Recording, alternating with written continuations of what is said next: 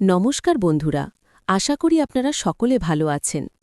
আজ আমি আপনাদের জন্য এমন একটি গল্প নিয়ে এসেছি যা আমাকে একজন ফলোয়ার পাঠিয়েছেন। তিনি চাননি তার নাম প্রকাশ হোক, তবে তার পাঠানো এই গল্পটি এতটাই গভীর, এতটাই আবেগী যে তা আপনাদের না শুনিয়ে পারলাম না। এই গল্পে আছে এক সাধারণ বাঙালি পরিবারের অন্দরমহলের টানাপোড়েন, আছে নিষিদ্ধ প্রেমের এক অবিশ্বাস্য আখ্যান। তবে একটি কথা, গল্পের কোনো এক ফাঁকে আমি আমার ব্যক্তিগত ইমো নাম্বারটি দেব, তাই নাম্বারটি পেতে হলে পুরো গল্পটি মনোযোগ দিয়ে শুনতে হবে। মনোযোগ দিয়ে শুনুন।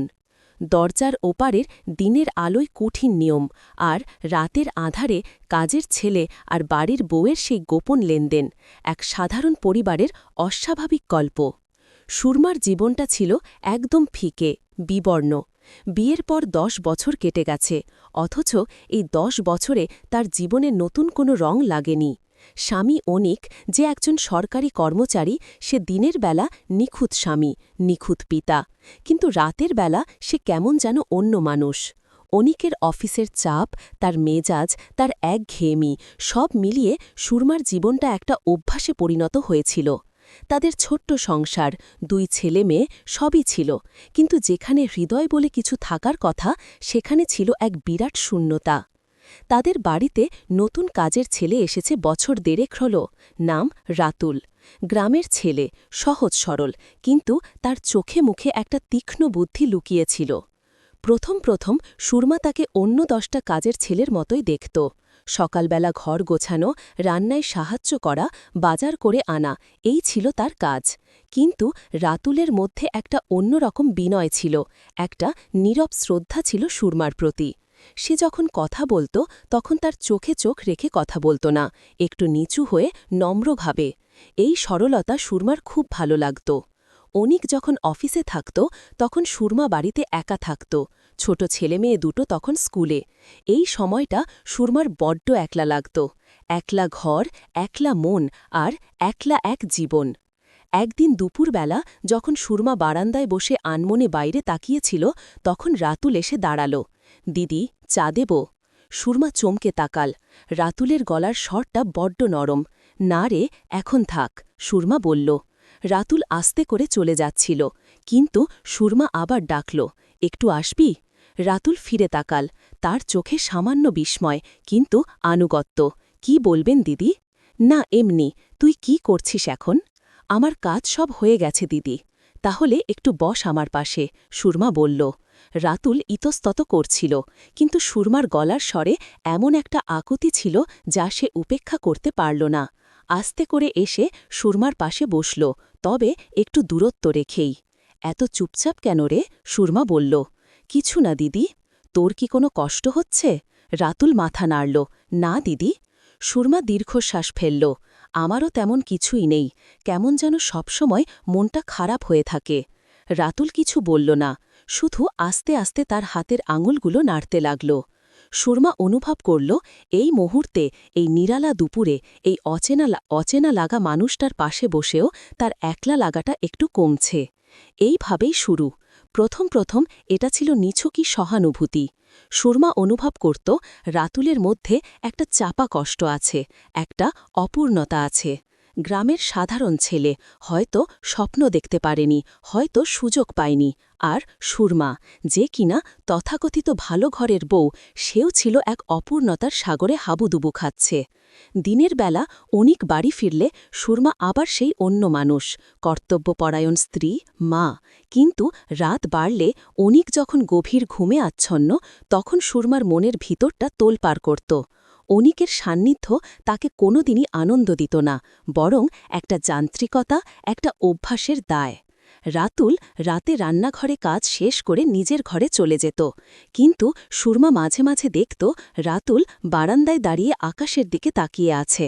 তার চোখে কি স্বপ্ন ছিল, নাকি ছিল কোনো অতৃপ্তি, সুরমা বুঝতে পারত না। একদিন রাতে সুরমা ঘুমোতে পারছিল না। অনিক নাক ডাকছিল, ঘরটা কেমন গুমোট লাগছিল। বাথরুমে যাওয়ার জন্য সে বিছানা ছেড়ে উঠল। ফ্ল্যাটের বাথরুমটা ছিল মূল ঘরের সাথেই। যেতেই দেখে বাথরুমের দরজাটা একটু খোলা, আর ভিতরে ট্যাপ ছেড়ে দিয়ে মুখ নিচু করে দাঁড়িয়ে আছে রাতুল। সুরমা থমকে দাঁড়াল। রাতুল কি করছে? তার চোখে জল?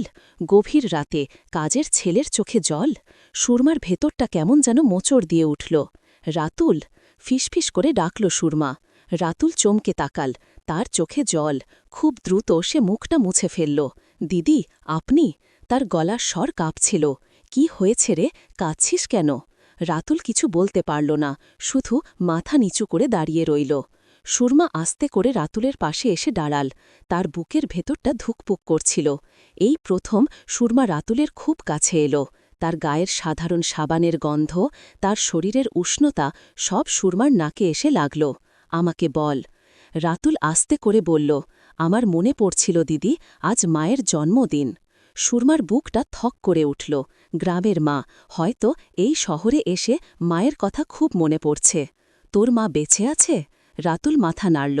হ্যাঁ দিদি, কিন্তু আমি অনেক দিন যাইনি। তার গলার স্বর কান্নায় বুঝে এলো। সুরমা হাত বাড়িয়ে রাতুলের কাঁধে রাখল। এই প্রথম রাতুলের শরীরটা কেঁপে উঠল। চিন্তা করিস না, সব ঠিক হয়ে যাবে। রাতুল মুখ তুলে তাকাল। সুরমার চোখে চোখ পড়তেই সুরমা কি দেখল? এক গভীর আকুতি, এক অব্যক্ত বেদনা, আর তার সাথে এক অদ্ভুত রকমের টান। সেই রাতে সুরমা রাতুলের মাথায় হাত বুলিয়ে দিল। রাতুল যেন আরও নরম হয়ে গেল। তারপর থেকে তাদের মধ্যে একটা অদৃশ্য টান তৈরি হল। দিনের আলোয় তারা একে অপরের থেকে অনেক দূরে। সুরমা তার স্ত্রী, মা, গৃহবধূর ভূমিকা পালন করত। আর রাতুল, সে ছিল নিছকই একজন কাজের ছেলে। কিন্তু রাতের আধারে যখন অনেক গভীর ঘুমে, তখন সুরমার মনের ভিতরটা যেন অন্য স্রোতে বইতে শুরু করত। একদিন রাতে সুরমা দেখল রাতুল বারান্দায় বসে আছে। সে আস্তে করে বারান্দায় গেল। রাতুল উঠে দাঁড়াল। আপনি এখানে? ঘুম আসছিল না। আমারও দিদি। তারা পাশাপাশি দাঁড়াল। চাঁদের আলো তাদের মুখে এসে পড়ছিল। সুরমা অনুভব করল রাতুলের শরীর থেকে একটা উষ্ণতা আসছে। তার নিঃশ্বাসের শব্দ সে শুনতে পাচ্ছিল। তোর কি কষ্ট হয়? রাতুল আস্তে করে মাথা নাড়ল। আগে হতো দিদি, এখন হয় না। কেন? রাতুল আস্তে করে সুরমার দিকে তাকাল। তার চোখে সেই হারানো দিনের আলো, কিন্তু তাতে মিশে আছে এক নতুন আকর্ষণ। এখন মনে হয় কেউ আছে। সুরমা কি বলবে বুঝতে পারল না। সেও তো সেই একই অনুভূতির শিকার। তারও তো মনে হয় এই বিশাল জীবনে কেউ একজন আছে যে তার শূন্যতাটা অনুভব করে। কে? রাতুল আস্তে করে সুরমার দিকে এগোল। তাদের দুজনের মধ্যে দূরত্বটা খুব কমে এলো। সুরমা শুনতে পাচ্ছিল রাতুলের বুকের ধুকপুকানি, আর নিজের বুকের ধুকপুকানি কি দ্বিগুণ হয়ে গেছে। আপনি? সেই রাত, বারান্দার হালকা আলো, রাতের নীরবতা, আর তাদের দুজনের মাঝখানে এক অব্যক্ত, নিষিদ্ধ অথচ তীব্র আকর্ষণ। সুরমার মনে হচ্ছিল সে যেন হাওয়ায় ভাসছে। রাতুলের গায়ের গন্ধ, তার উষ্ণ নিঃশ্বাস, তার চোখের তারায় যেন এক নতুন পৃথিবীর হাতছানি। রাতুল আস্তে করে সুরমার হাতটা ধরল। সুরমার শরীরটা কেঁপে উঠল। এই প্রথম। তার হাতটা বরফের মতো ঠান্ডা, কিন্তু রাতুলের স্পর্শে যেন আগুন জ্বলে উঠল। ভয় লাগছে? রাতুলের গলার স্বরটা বড্ড নরম। সুরমা কিছু বলতে পারল না। তার গলা শুকিয়ে কাঠ। সে শুধু আস্তে করে মাথা নাড়ল। ভয় নয়, এটা অন্য কিছু। এটা উত্তেজনার, নিষিদ্ধ আনন্দের আর এক গভীর ভালোবাসার। রাতুল আস্তে করে সুরমার মুখটা তুলে ধরল। তার চোখে চোখ রেখে সুরমা দেখল সেখানে কত গভীর ভালোবাসা, কত অতৃপ্তি। রাতুল আস্তে আস্তে সুরমার মুখের দিকে ঝুঁকে এলো। সুরমার মনে হচ্ছিল সে যেন এক অতল সমুদ্রে ডুবে যাচ্ছে। এই নিষিদ্ধ প্রেম, এই সমাজের চোখে পাপ, কিন্তু এই মুহূর্তে তার কাছে এটাই একমাত্র সত্য। তার মনে হচ্ছিল সে যেন এক দীর্ঘ নিদ্রা থেকে জেগে উঠেছে। রাতুল তার ঠোঁট দিয়ে সুরমার ঠোঁট স্পর্শ করল। প্রথম স্পর্শ, খুব হালকা, কিন্তু তাতে ছিল বিদ্যুতের ঝলক। সুরমার সমস্ত শরীর অবশ হয়ে এল।